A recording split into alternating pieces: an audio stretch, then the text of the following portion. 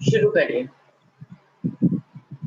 श्री प्राणनाथ प्यारे की जय। बोलो श्री सतगुरु महाराज की जय। सर्व सुंदर साथ की जय।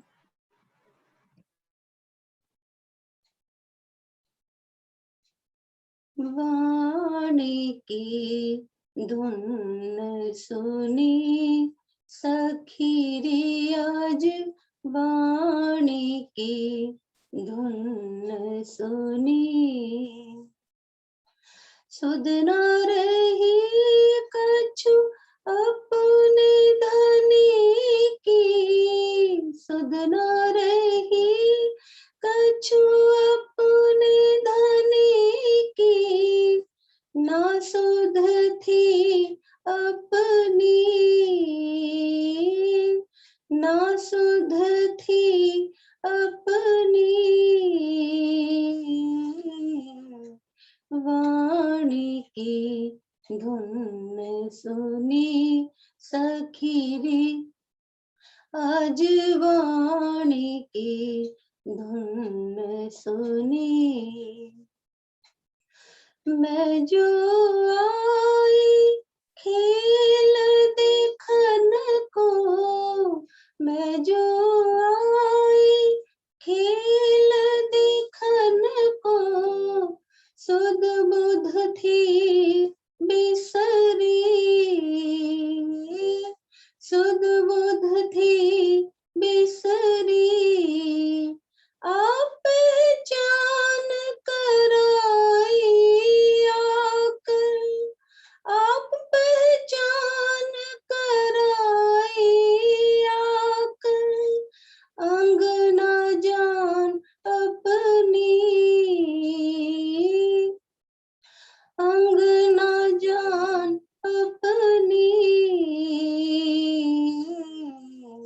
वाणी की धुन सुनी सखीरी आज वाणी की धुन सुनी प्रगुण फास के फंद पड़ी थी प्रगुण फास की फंद पड़ी थी आई के मुक्त करी आई के मुक्त करी देवी देव और कृष्ण से छोटी देवी देव और कृष्ण से छोटी प्राणनाथ है धनी प्राणनाथ है धनी वाणी की धुन सुनी सखीरी आज वाणी की धुन सुनी सुपन के बोध अठा के धनी ने सुपन के बोध अठा के धनी ने जागृत बुद्ध दीनी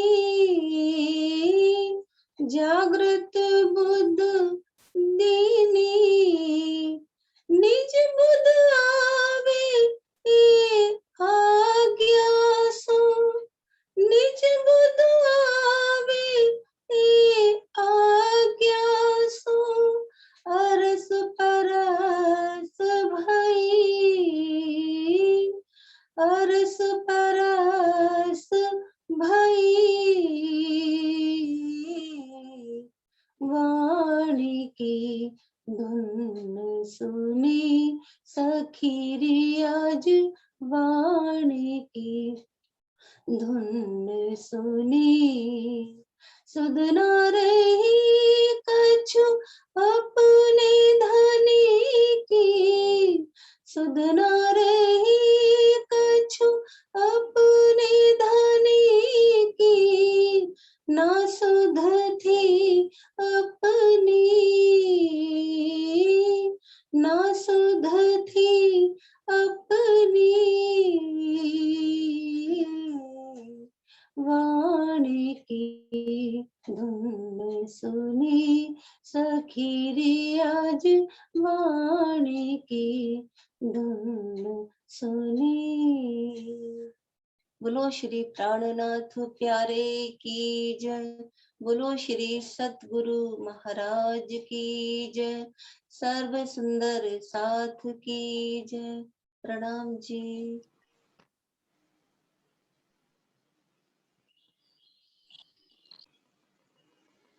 प्रणाम जी, सभी सुंदर साथ जी को प्रणाम। शुरू कर रहे हैं, समय हो गया है।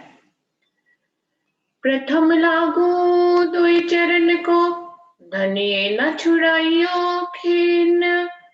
लाक तले लालेड़िया, मेरे जीव के ही जीवन। इन पाओ तले पड़ी रहूं, धनी नजर खोलो बातून। पलना वालों निरखो नेत्रे, मेरे जीव के ही जीवन, मेरे जीव के ही जीवन। बोलिए श्री प्राणनाथ प्यारे की जय। बोलिए श्री सद्गुरु महाराज की जय।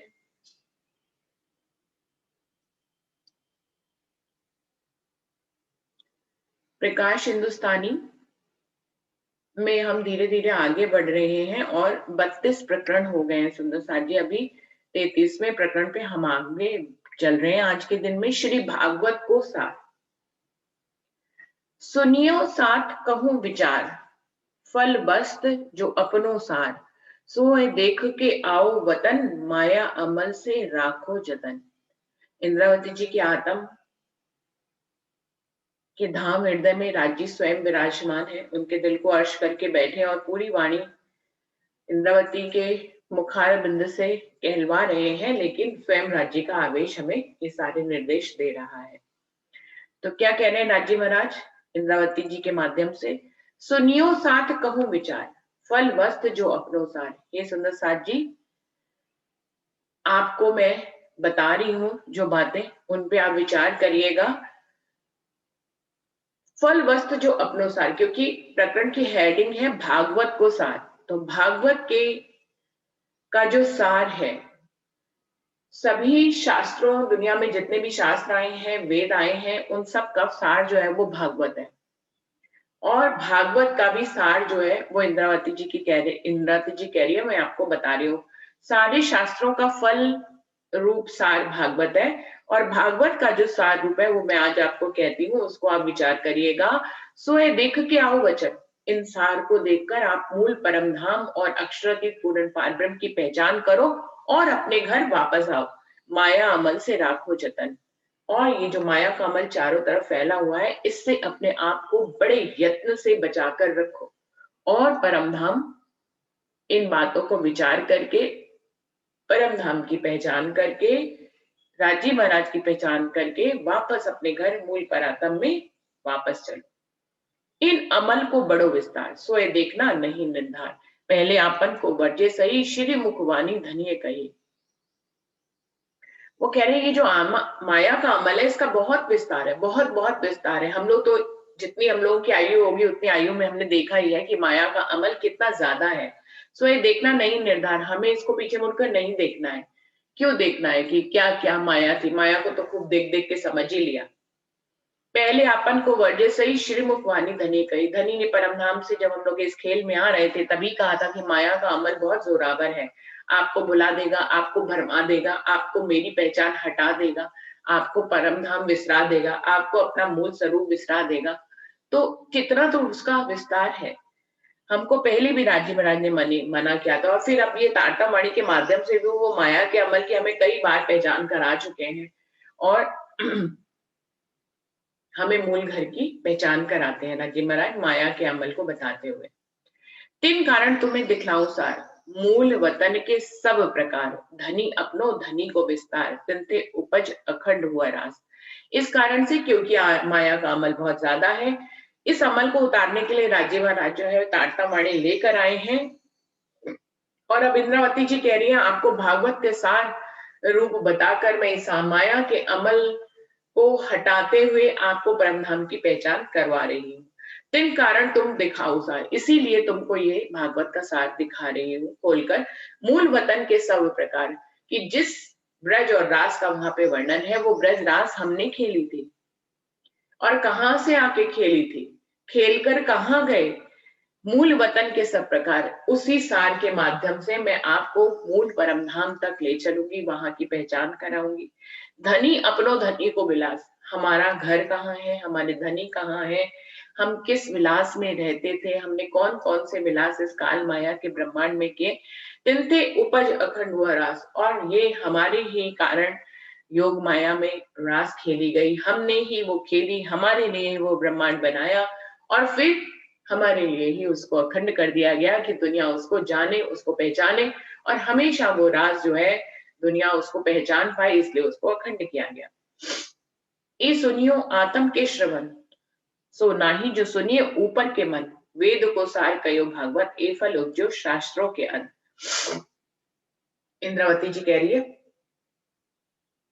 तारतम वाणी को तो अंदर के कानों से सुनना ही चाहिए, लेकिन भागवत का जो सार है, दशम स्कंद जो है, 10वां स्कंद जो है, उसको भी आत्म के श्रवणों से सुनिए। ये सुनियो आत्म के श्रवण, ना ही जो सुनिए ऊपर के मन, ऊपर की मन से इन बातों को मत सुनना, क्योंकि ऊपर के मन क्योंकि चंचल होता है, आज सुना और थोड़ी देर में वो भूल भी जाता है, इसलिए बातों को दिल तक पहुंचाना होता है, अपने अंतःकरण तक पहुंचाना होता है, और फिर अपनी आत्म तक पहुंचाना होता है।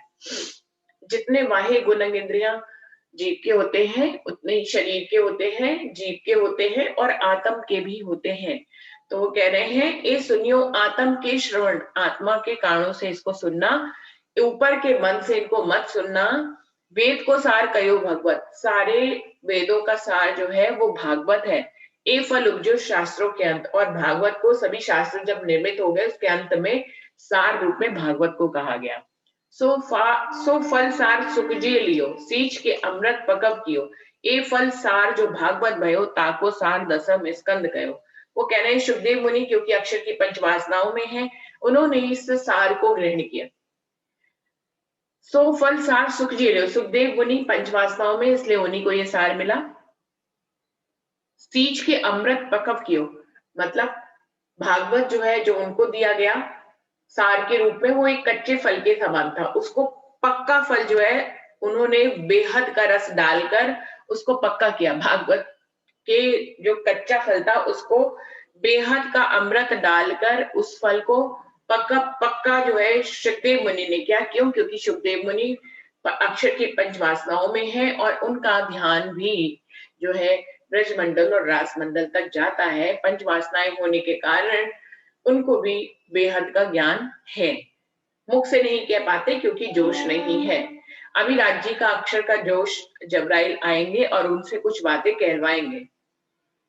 ये फल सार जो भागवत भयो, इस प्रकार से जो भागवत ग्रंथ है वो सभी शास्त्रों का सार कहलाया, ताको सार दसम इसका, लेकिन पूरा भागवत सार रूप नहीं है, उसका भी जो 10वां स्कंद है वो जो है वो सार रूप में है। दसम के 90 अध्याय, तिनका सार भी जुदा गया, ताको सार अध्याय 35 सुब्रज लीला करी जगदीश। वो कह रहे हैं दसम के 90 अध्याय, 10वें स्कंद में भी 90 अध्याय हैं, उनका भी सार अलग अलग है, उसमें से भी जो 35 अध्याय हैं, ताको सार अध्याय 35, उसमें भी देखिए पूरे भागवत का सार है दसम स्कंद। दसम स्कंद में 90 अध्याय हैं, उनमें भी बाकी के अध्यायों को छोड़ दीजिए, सिर्फ 35 अध्याय जो है, जो 35 अध्याय हैं उनमें सार है, जिसमें ब्रज लीला करी जगदीश, जिसमें अक्षरती पूर्ण पार ब्रह्म ने ब्रज लीला का वर्णन किया है और रास लीला का वर्णन किया है। जो ब्रज लीला करी जगदीश, जगदीश वैसे तो प्राय बोलचाल की भाषा में जो है वैकुंठवासी जगदीश कहते हैं विष्णु भगवान को, लेकिन यहाँ पर जो है जो ये बात कह रहे हैं जगदीश का वैसे शाब्दिक अर्थ लिया जाए तो जगत का स्वामी होता है, मीन्स जगत को जीतने वाला, जगत का स्वामी जगदीश कहते हैं। तो जगदीश जो यहाँ पे है ये राज्य महाराज के लिए उपयोग हो रहा है क्यों? क्योंकि पूरे ब्रह्मांड के मालिक कौन है? इस ब्रह्मांड में ब्रह्मा विष्णु महेश मालिक है, लेकिन ब्रह्मा विष्णु महेश भी किसके स्वरूप है? आदि नारायण के। आदि नारायण किसके स्वरूप है? प्रणव ब्रह्म, यानी कि अक्षर के, मन के। और मन किसका, अक्षर का मन किसका स्वरूप है?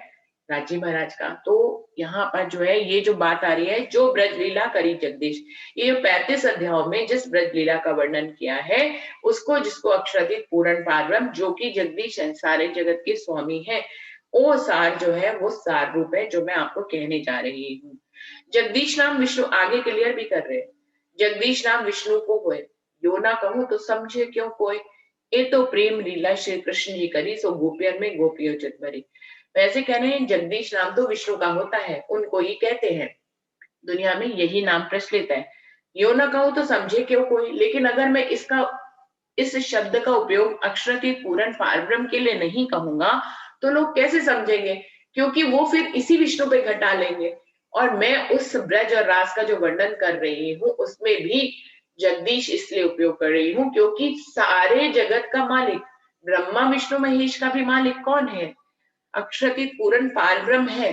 और उसी ने आकर वो ब्रज लीला करी, उस ब्रज लीला को फिर अखंड किया, और उसमें जिस विष्णु भगवान के जीव को उपयोग किया, जो कृष्ण का रूप धारण किए, इसलिए वो भेद करके बता रहे हैं कि इस ब्रह्मांड के जगदीश विष्णु को कहा जाता है, लेकिन विष्णु और इस सारे कालमाया के ब्रह्मांड के जगदीश कौन हुए? राज्य महाराज हुए। तो कह रहे हैं ये तो प्रेम लीला श्री कृष्ण जी करी, श्री कृष्ण जी ने ये जो प्रेम की लीला करी थी, सो गोपन में गोपियों चित धरी, उस लीला के पात्र गोपियां थी, परम धाम की ब्रह्म सृष्टियां थी, और उन्होंने इस प्रेम के पात्र थी, और उन्होंने इसको बड़े प्रेम से इस प्रेम को लिया। ए ब्रह्म लीला भई जो दोए, ब्रज लीला रास लीला सोए, तामे 30 अध्याय जो बाल चरित्र, ए ब्रह्म लीला उत्तम पवित्र। वो कह रहे हैं ये जो ब्रह्म लीला जो दो हुई है, ए ब्रह्म लीला भई जो दोए, कौन सी दो ब्रह्म लीला? एक ब्रज लीला और एक रास लीला। ब्रज लीला रास लीला सोए, जिनको ब्रज लीला और रास लीला कहते हैं, जिसमें एक बाल चरित्र के रूप में और एक बांके बिहारी के रूप में जिनको कहा जाता है, जो कि ब्रज और रास अखंड हुई है योग माया के ब्रह्मांड में।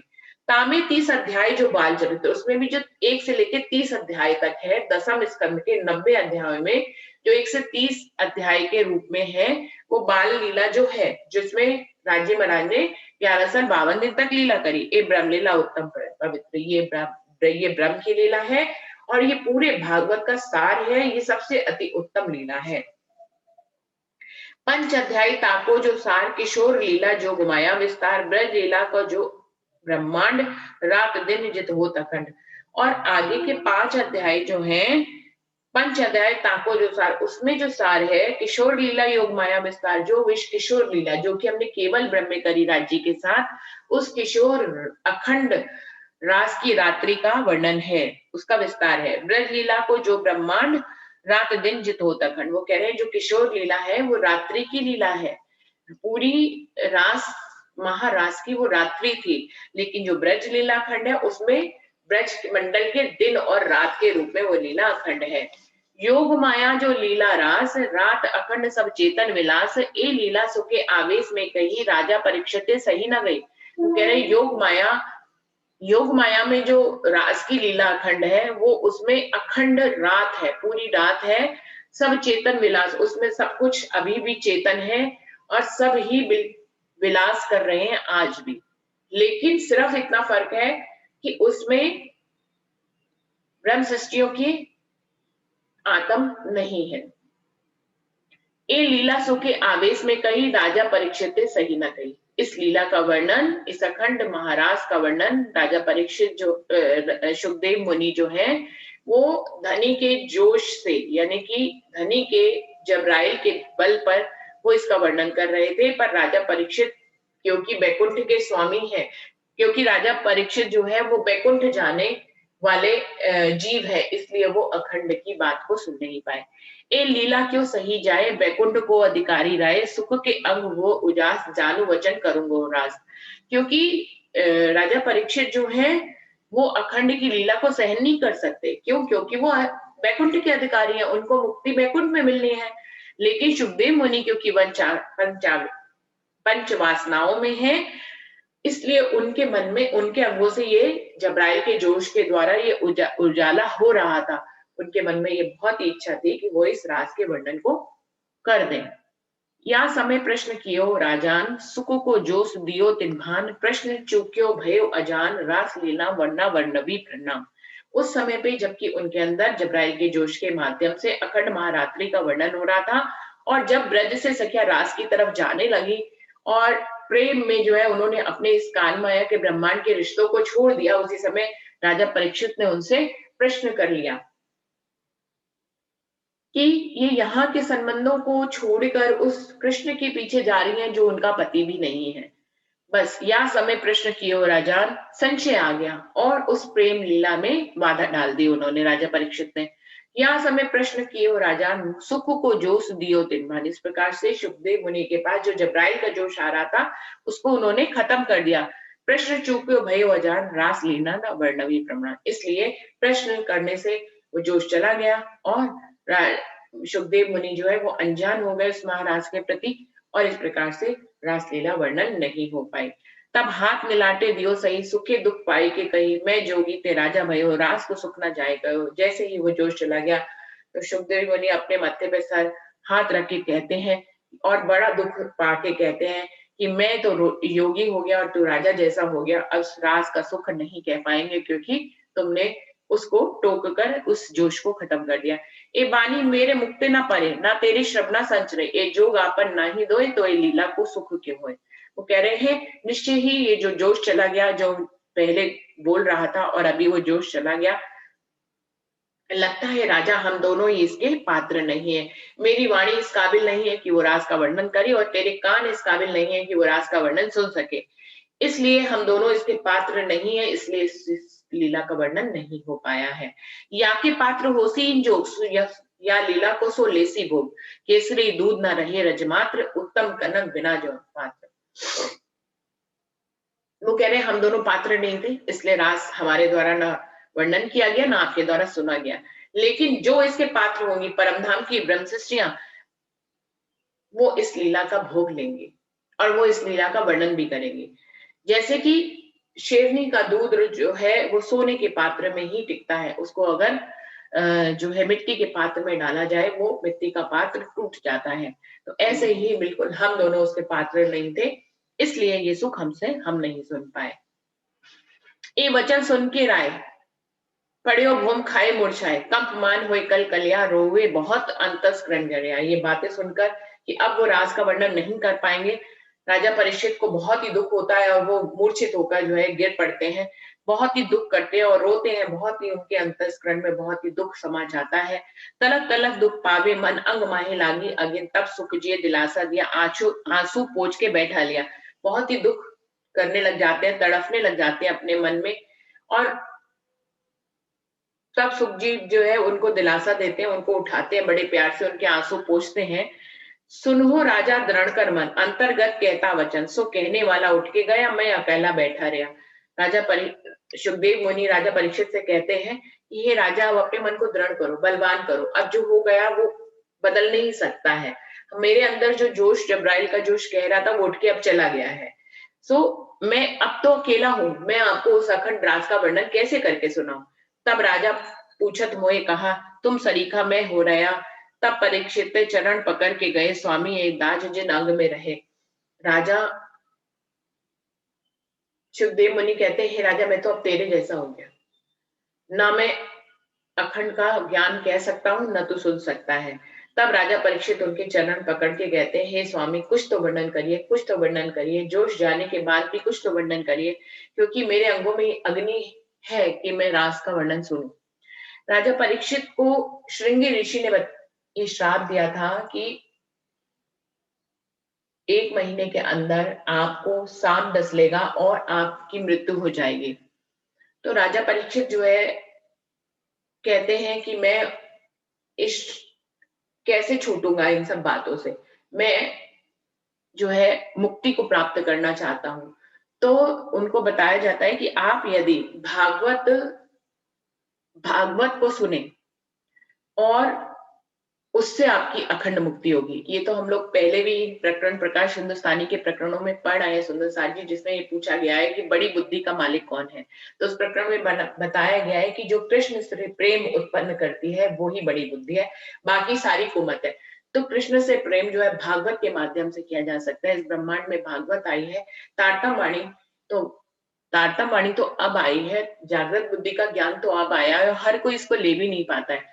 तो सारी दुनिया के लोग जो है भागवत के रूप में कृष्ण को ध्याते हैं। भागवत पढ़ के वहीं से ही सारे सीरियल्स बनते हैं, भागवत से ही सारी जो है ब्रज और रास की लीला का बखान किया जाता है।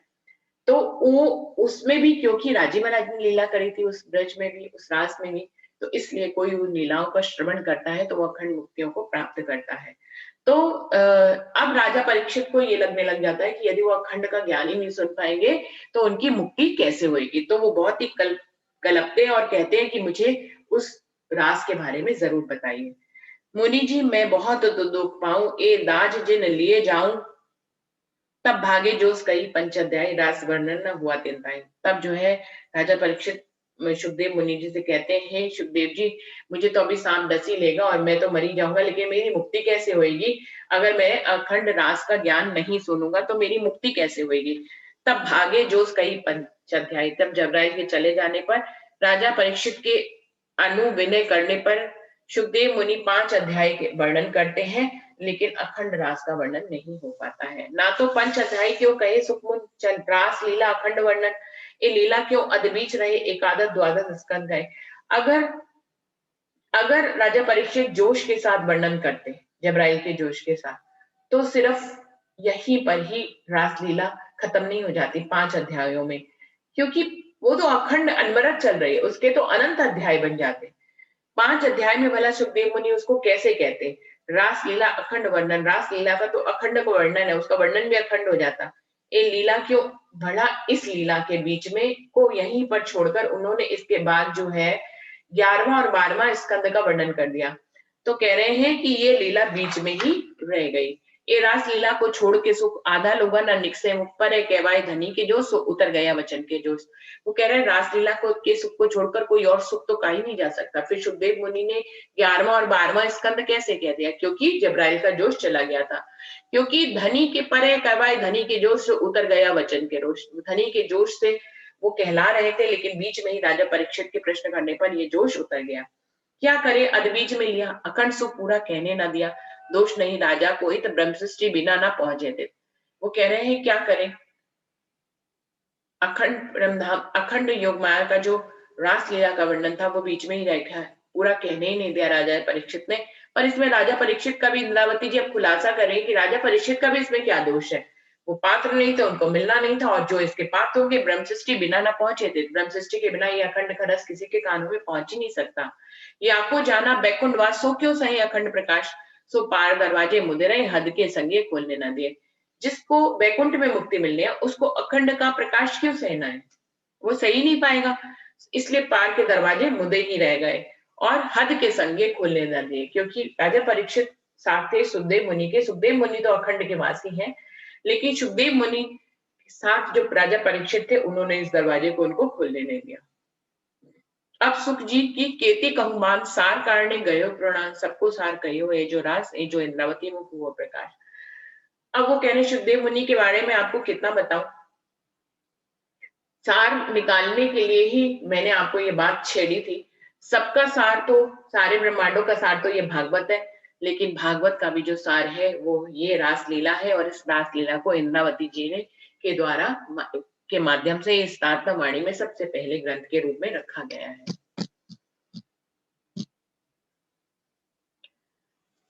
अब कहूं इन रास को सार, जो तारतम वचन है निर्धार, तारतम रास जागनी विचार, सबको अर्थ करसी निर्वाण। अब इस रास का सार जो है वो ये तारतम के वचन के रूप में आया है। इस तारतम के वचनों से जागनी के विचारों को अपने अंदर लीजिए और इनका निर्धारण करके मूल परमधाम में वापस चलिए। निराकार के पार तारतम को जागनी भयो सार, अक्षर पार घर अक्षरातीत धाम के यामे सब चरित्र। वो कह रहे हैं निराकार के पार जो है योग माया है, योग माया के भी पार जो है वो अक्षर ब्रह्म है, और अक्षर ब्रह्म के भी पार अक्षरातीत है। धाम के यामे सब चरित्र, उस परम धाम के सारे चरित्र और उस परम धाम की सारी लीलाओं को तारतम वाणी के जागनी के वचनों से याद करिए और वहां पर अपनी सुरता को ले जाइए। ये ब्रह्म लीला को बड़ो विस्तार या मुक्ति का कहु प्रकाशे, तारतम को बड़ो उजास धनी आय के कियो प्रकाश। ये जो ब्रह्म की लीला है इसका बहुत विस्तार है, मुख से नहीं कह सकते हैं। तारतम जो है वो सबका उजाला लेकर आई है। धनी आय के कियो प्रकाश, स्वयं अक्षर पूर्ण ब्रह्म ने अपनी आवेश स्वरूप से ये वाणी तारतम वाणी कही है, क्योंकि इस ब्रह्मांड में वो उजाला करना चाहते थे। संशय काहू न रहवे के उजाला त्रिलोकी में होए, प्रकट भई परातम सो सबको साख देवे आतम। अब किसी का कोई संशय नहीं रह जाएगा, ये उजाला जो है तारतम वाणी का तीनों लोकों में समा जाएगा। प्रकट भई परातम और ब्रह्म सृष्टियां इस सार को लेकर अपनी परातम के सन्मुख हो जाएंगी। सो सबको साख देवे आत्म, और फिर वो सारे परम धाम की बातों को जानकर उनकी आत्मा इस ब्रह्मांड में भी सबको उसके बारे में बताएगी। उड़ियो अंधेर काड़ियो विकार, निर्मल सब होसी संसार, ए प्रकाश ले धनी आए साथ लीजो तुम माहे जित। अब सब अंधेरा निकल गया है, सब पूरा संसार जो है इस तारतम वाणी से निर्मल हो गया है। ये प्रकाश धनी खुद लेकर आए हैं। हे सुंदर साथ जी, अब इस प्रकाश को आप अपने हृदय में ग्रहण कीजिए। इन घर बुलावे ये धनी, ब्रह्मशिष्ट जो है अपनी खेल किए हो, सो तुम कारण विचार देखो प्रकाश वचन। धनी अब तुम्हें इन सार को बताकर अपने परमधाम वापस बुला रहे हैं। हे ब्रह्मशिष्ट, अपना घर तो अब वही है, हमारे कारण ही खेल बना है, लेकिन अब इस खेल की पहचान करके हमें वापस परमधाम चलना है। प्रकाश के वचनों को और रास के वचनों को अपने हृदय में आप धारण करिए। देखियो खेल मिन्नियो सब साथ, जागनी रास बड़ो विलास, खेलते हंसते चले वचन, धनी साथ सब होए प्रसन्न। तो बस आज देखिए इस तातम वाणी से सब जो है परम धाम की बातों को ग्रहण कर रहे हैं, राज्य को ग्रहण कर रहे हैं, उनकी पहचान कर रहे हैं। इस प्रकार वो जागनी रास खेल रहे हैं। हंसते खेलते चले वतन, और अब इस जागनी रास को खेलकर प्रसन्न होकर सभी पहचान कर हंसते खेलते हुए अपने वतन जा रहे हैं। धनी साथ सब हुए प्रसन्न, धनी भी हमारे साथ है, वो भी हमारे साथ परमधाम की तरफ अग्रसर आगे हो रहे हैं। इति बैठे जागे घर धाम, पूर्ण मनोरथ हुए सब काम, उड़ियो अज्ञान सबो खुली नजर, उठ बैठे सब घर के घर। ये जो कहा जा रहा है इन चौपाइयों में बार बार, धनी हमारे साथ है, हम हंसते खेलते अपने परम धाम जा रहे हैं, परम धाम की पहचान कर लिया, इस सार को हमने ग्रहण कर लिया है, जागनी रास खेलकर हम परम धाम की तरफ जा रहे हैं। इन सब बातों का क्या मतलब है, इनको किस तरह से कहा जा रहा है कि आज हम इस तारतम वाणी के प्रकाश में सभी लीलाओं की पहचान करके और अखंड परम धाम की 25 पक्षों की चितवनी करके, राज्य के स्वरूप और श्रृंगार की चितवनी करके, उनके आभूषणों की चितवनी करके हम इस प्रकार हंसते खेलते परमधाम जा रहे हैं, जाने लग गए हैं, जो अब तक नहीं जा रहे थे। तो चितवनी अखंड परमधाम में, मूल परातम में तो एक साथ ही सभी जागेंगे, लेकिन ये जो अभी जाने की बार बार बात कर रहे हैं वो चितवनी के माध्यम से जाने की ही बात कर रहे हैं कि हम कैसे पल पल हर घर राज्य के करीब रहकर जो है परमधाम के सुखों को ले सकते हैं। तो क्या कह रहे हैं, इति बैठे जागे घरधाम, पूर्ण मनोरथ हुए सब काम। इस प्रकार से हम यहाँ बैठे बैठे इस तारतम वाणी के माध्यम से पहचान करके यही बैठे बैठे अपने मूल घर में जाग सकते हैं और हमारी मन की सारी इच्छाओं को पूरा कर सकते हैं। उड़ियो ज्ञान सबो खुली नजर, क्योंकि अब ये ज्ञान का उजाला फैल गया है और सबकी नजर खुल गई है। उठ बैठे सब घर के घर, अज्ञान उड़ने पर जो है सब घर के घर में जागृत हो जाते हैं, हमें परम नाम का ज्ञान हो जाता है तो हम घर में ही जागृत हो जाते हैं। हासी न रहे पकड़ी धनिये जो साथ पर करे, हंसते ताली देकर उठे धनी महामत सब इकट्ठे। अब ये सातवें लीला के वर्णन करे, जो 33वीं चौपाई में वर्णन करे, इति बैठे घर जागे राम। ये क्या कह रहे हैं, ये जो यहाँ पर हम चितवनी कर रहे हैं, वैसे तो सारी बातें ही मूल परम धाम की है। इति बैठे घर जागे धाम की हम वही बैठे बैठे चितवनी के माध्यम से इस जीव के ऊपर जो बैठकर लीला देख रहे हैं, और अब चितवनी के माध्यम से उस मूल परातम में जागने की, उसके सन्मुख होने की कोशिश कर रहे हैं। लेकिन हासी ना रहे पकड़ी, अब जब हम मूल परम धाम में 7वें दिन की लीला के बाद जागेंगे तो हंसी पकड़ी नहीं जाएगी। धनी ने जो सात पर करे, धनी ने जो सुंदर सात पे करी है कि उनको भुला दिया, भरमा दिया, फिर उनको पहचान करा दिया और फिर उनको परम धाम ले आए। हंसते ताली देकर उठे धनी महामत सब इकट्ठे, वहां पर इंद्रावती और हम और सब हंसते हुए ताली देकर खुशी से जो है मूल परातम में अपनी जागृत होकर राज्य का स्वयं अखंड पूर्ण श्रृंगार को देखेंगे, उनका दर्शन करेंगे। यहाँ जो चितवनी के माध्यम से दर्शन करते हैं वो अब उस समय हर पल हर घड़ी हमें वो दर्शन उपलब्ध हो जाएंगे। सुंदर साथ जी समय भी खत्म हो गया और यहाँ पर प्रकरण भी खत्म हो गया, तो यहीं पर चौपाई को दोहराते हैं। हासी न रहे पकड़ी धनिये जो साथ पर करी, हंसते ताली देकर उठे धनी महामत सब इकट्ठे, धनी महामत सब इकट्ठे। प्रकरण 33 चौपाई 10,018 1018 चौपाई तक ये सब कुछ संपूर्ण हुआ। प्रकाशवाणी प्रकाश हिंदुस्तानी। तो अभी सुंदर साथ जी